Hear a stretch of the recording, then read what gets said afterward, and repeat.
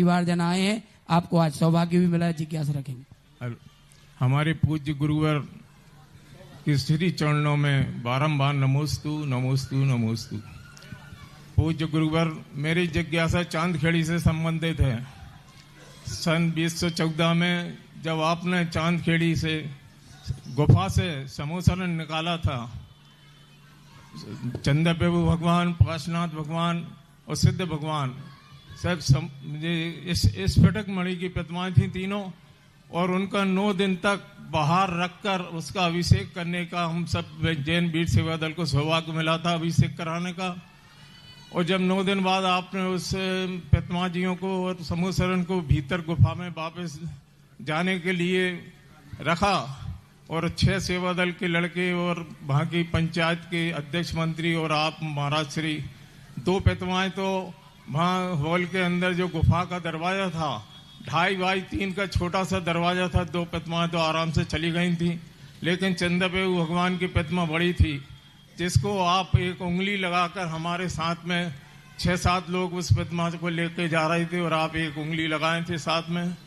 फिर जब वो दरवाजे के पास हम लोग पहुंचे तो आपने कहा महाराज श्री कि अशोक संभाल लोगे क्या? मैंने कि हाँ महाराज श्री संभाल लेंगे। कहीं संभाल लोगे? हमने कि हाँ महाराज जी संभाल लेंगे। तो अच्छा लो संभालो, और आप अपनी उंगली हटाकर फौरन दरवाजे के भीतर पहुंचे। इतना में जैसे ही आपकी उंगली हटी और वो प्रतिमा जी एकदम से बहुत भारी हो गई, जो बिल्कुल फूल सी थी, एकदम इतनी भारी हो गई कि मेरे मुंह से चीख निकल गई, महाराज श्री संभालो। इतने में आपने भीतर से ही हाथ लगा दिया और आपने कहा कि क्यों तुम तो कह रहे थे संभाल लेंगे। मैंने कि महाराज जी मैं क्या समझ रहा था कि ये क्या क्या आश्चर्य, मैं तो आश्चर्यचकित रह गया था कि ये क्या जादू हो गया। तो मेरी जिज्ञासा यही है कि मेरी जिज्ञासा ये है कि उस समय ऐसा क्या हुआ था कि जो आपके हाथ अलग होते से ही उसमें भारीपन आ गया था, प्रतिमा जी को छूटने को हो गई थी, और जैसे ही आपने भीतर से हाथ लगाया फिर वैसे ही फूल सी हो गई और आपने भीतर से ही हाथ लगा के उस प्रतिमा को अंदर। ये तो अपनी अपनी पैड़ है जिससे जहां तक हो जाए।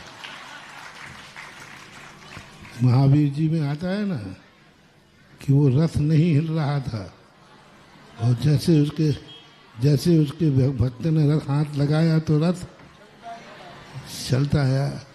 तो ये एक श्रद्धा और आस्था का केंद्र होता है, और ऐसे समयों के ऊपर बाह्य शक्तियाँ भी वहाँ एकत्रित हो जाती।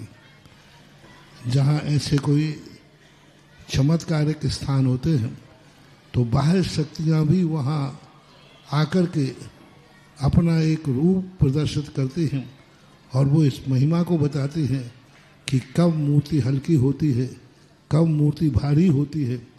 यही अतिशय वहाँ की जो बाह्य शक्तियाँ प्रकट होती हैं वो इस प्रकार के कार्य कर्तव्य कर देते। आइए अहमदाबाद संयम